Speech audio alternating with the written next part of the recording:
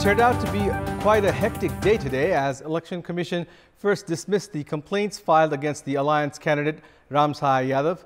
The commission eventually released the names of the 4 aspirants intact against various speculations made.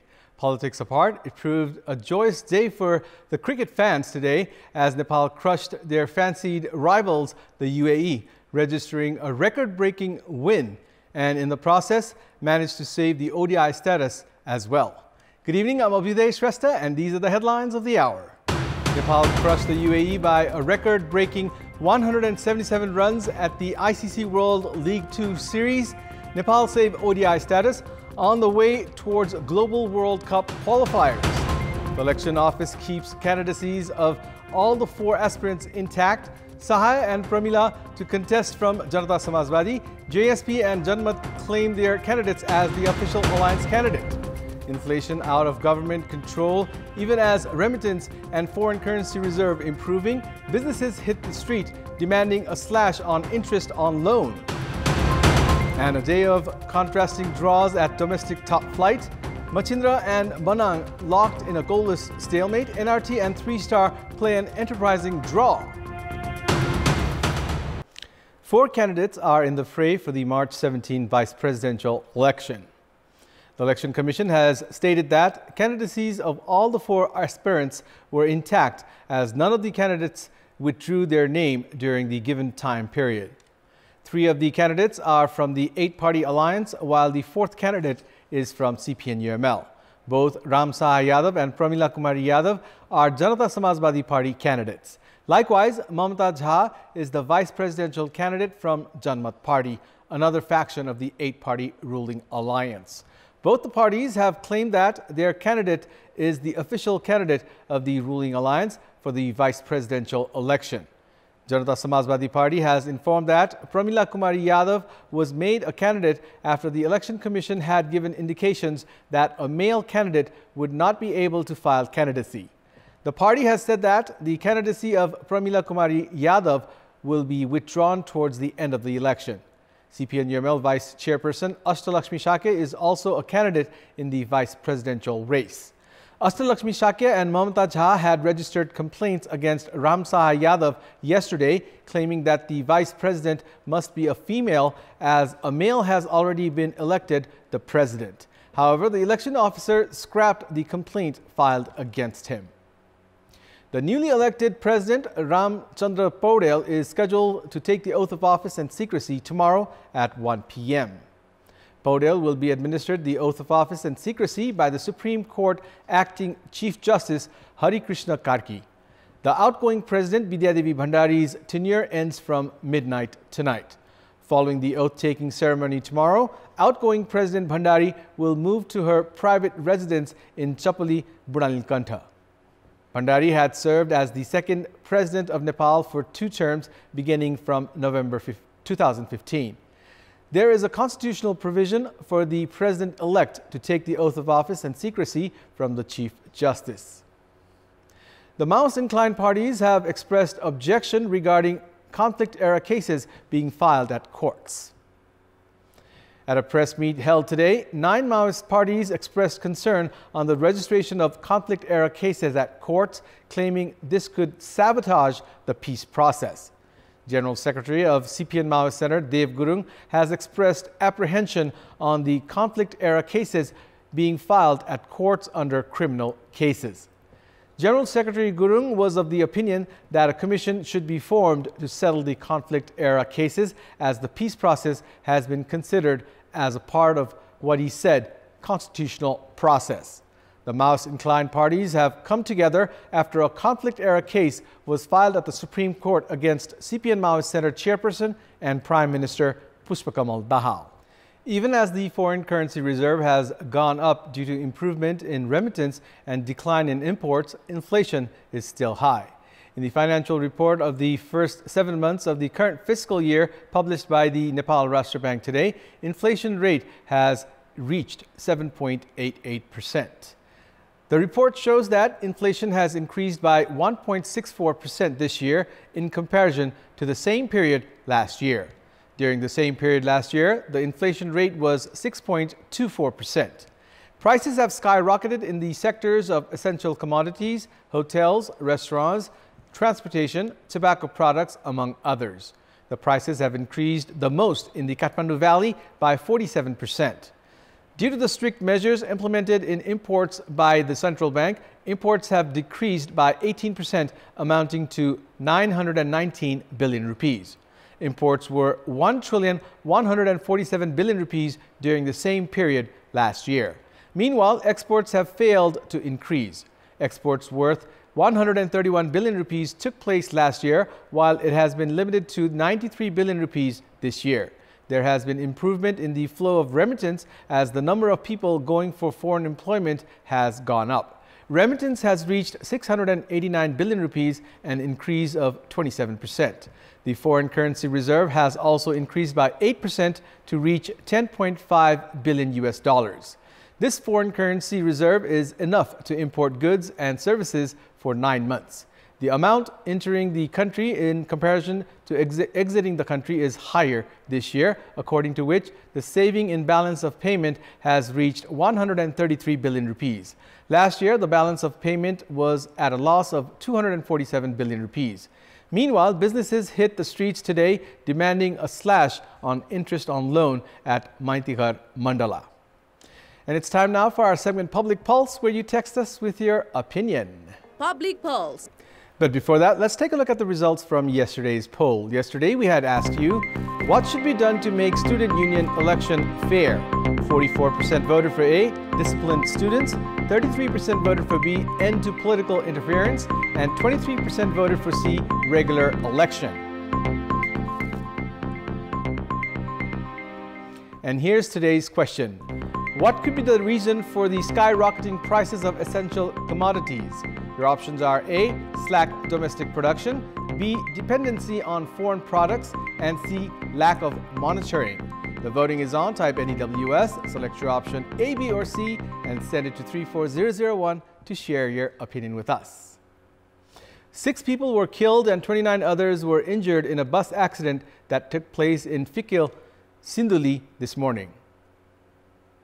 According to Sinduli police, the bus traveling from Okhaldunga to Kathmandu met with the accident in Sinduli's Kuhibhir of Fikil Rural Municipality 4 along the Mid-Hill Highway. Spokesperson of the District Police Office, Sinduli, DSP Chiranjeevi Dahal, informed that 3 males, 2 females, and a child died in the accident. 3 people who were seriously injured in the accident were flown to Kathmandu by helicopter for further treatment.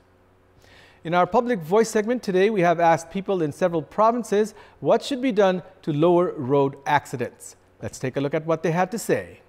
Public Voice. जनचेतनामूलक कार्यक्रम चाहिँ जति सक्यो हामीले discrimination गर्नु पर्यो पुर्याउनु पर्यो सबै समुदायमा अवस्थित सडकहरु छ भने त्यसलाई व्यवस्थापन गर्ने एज नपुगेको बच्चाहरुलाई चाहिँ नि बाइकहरु नदिदिने जनचेतनाको लागि ट्राफिकहरु पनि काट्नु पर्छ सडक दुर्घटना नियन्त्रण सुरुमा हामीले बनाएको ऐन नियम कानुनहरुलाई सबैले पूर्ण रूपमा पालना गर्नुपर्छ बाटो काट्न त्यसरी भएन जहाँ पाए उहीबाट मान्छेले जता पाए त्यतै पार्किङ गरिराखेको छ त्यसको व्यवस्था गर्नु पर्यो हामी पनि सजगै हुनुपर्छ चालक पनि सजगै हुनुपर्छ सडकको स्तर उन्नति गर्नका निमित्त सरकार पक्षले अलिकति ध्यान दियो भने दुर्घटना न्यूनीकरण हुन्छ ड्राइभरले सुस्त गाडी चलाउनु पर्यो ट्राफिक नियमको पालना गर्ने ट्राफिक प्रहरीले बाटोमा चेक जाँच गर्नु पर्यो राम्रोसँग दुर्घटना रहित कसरी बनाउन सकिन्छ भन्ने हिसाबले पनि सडक निर्माण गर्नुपर्ने देख्छु मादक पदार्थ सेवन गरेर ड्राइभरहरूले चलाउनु भएन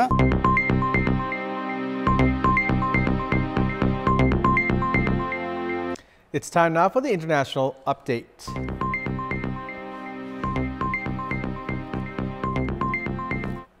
Former U.S. Vice President Mike Pence offered his most forceful rebuke to date of his one-time boss, Donald Trump, yesterday, saying that history will hold him accountable for his role in the January 6, 2021 attack on the U.S. Capitol.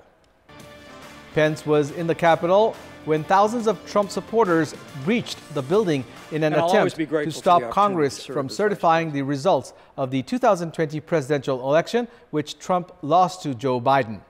As the vice president has the constitutional role of Senate president, Pence was presiding over what had always been the ceremonial task of approving the votes of the Electoral College to select the president and vice president. Throughout the siege, Trump sent several tweets one calling on Republicans to fight and others making false claims of voter fraud. He also criticized Pence for certifying the results. Pence told assembled journalists and their guests at the Greedy Ron dinner, an annual white tie event in Washington, D.C., that President Trump was wrong. Pence, who is considering a run for the Republican nomination for the 2024 presidential election, was whisked to safety by law enforcement during the attack. He has sharply criticized Trump's conduct in recent media interviews and in a memoir released in November. He has also accused Trump of endangering his family. Still, Pence's comments yesterday were his most pointed to date. Welcome back. It's time now for the sports news. Sports news. Nepal achieved a record-breaking 177-run victory over United Arab Emirates in today's match under the ICC World Cricket League 2 series. Skipper Rohit Paudel and Lalit Rajbangshi produced clinical performance in the match today as Nepal managed to save the ODI status as well. Electing to bat first at the Tribhuvan University Cricket Ground, Nepal began on a shaky note as they were reduced to 3 for 22, losing 3 early wickets. A 54-run partnership between skipper Rohit Paudel and Bhim Sarki stabilized Nepal's innings. Bhim Sarki departed after scoring 29 runs, while Rohit top-scored for Nepal with a well-compiled 77 runs. Arif Sheikh also provided good support to Paudel as he scored 43 runs. Gulshan Jha also chipped in with 37 runs, while Dipendra Singh Airi played a 19-ball cameo, scoring 34 runs. Team Nepal were eventually bowled out for 248 runs. Ayan Khan, Zair Khan, Rohan Mustafa and Zawar Farid all claimed 2 wickets each for UAE. Chasing 249 runs for victory, UAE never looked like getting anywhere near the target as they were bowled out for a paltry 71 runs. Afzal Khan top scored for UAE with 29 runs. Valtapa scored 14 and Mayapan made 11 runs, while none of the other batters could reach the double-digit score. Lalit Rajbangshi, who opened the bowling for Nepal in a tactical move, returned with 5 wickets. Sandeep Lamichhane claimed 2 wickets. With this win, Nepal have saved the ODI status, while 2 more wins in the series will put them into the Global World Cup qualifiers.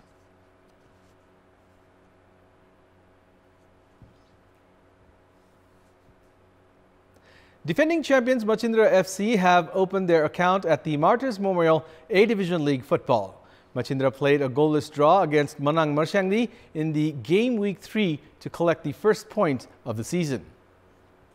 In the match played at Anfa Complex, Sadnabato today, Machindra wasted an early opportunity for goal. Pujan Uparkoti's shot from inside the D area was well saved by Manang keeper and skipper Deep Karki. Likewise, Machindra's custodian and captain Bishal Shrestha thwarted the strike of Bishan Gurung early on. There were more goal-scoring opportunities on either side of the post, but an all-important goal eluded both the teams. Manang proved lucky towards the fag end of the match as Omalaja Karim's strike for Machindra deflected off the bar. This was defending champion Machindra's first point of the season as they were beaten by Jalakil Youth Club and Tribhuvan Army Club in the earlier matches. Manang, meanwhile, played their second draw of the season as they were held by Himalayan Sherpa in the earlier match. Meanwhile, in another match of the A-Division League, Tribhuvan Army and NRT played an enterprising 3-all draw. In the match played at Lalitpur's Chasol ground today, Army produced an early goal through Navyug Shrestha as Army men led by a solitary goal in the first half. NRT equalized in the 52nd minute when Army keeper Bikesh Kuthu failed to take the ball under his control. NRT inched ahead in the 56th minute as Jean Anis converted a spot kick. NRT raced to 3-1 lead through a goal by Lal Nurjama in the 61st minute. However, Tribhuvan Army came back into the match with goals by Sudhil Rai and Dinesh Hemjan. Army now have 5 points from 3 matches in the 5th position, while NRT only have a single point to show after 3 matches.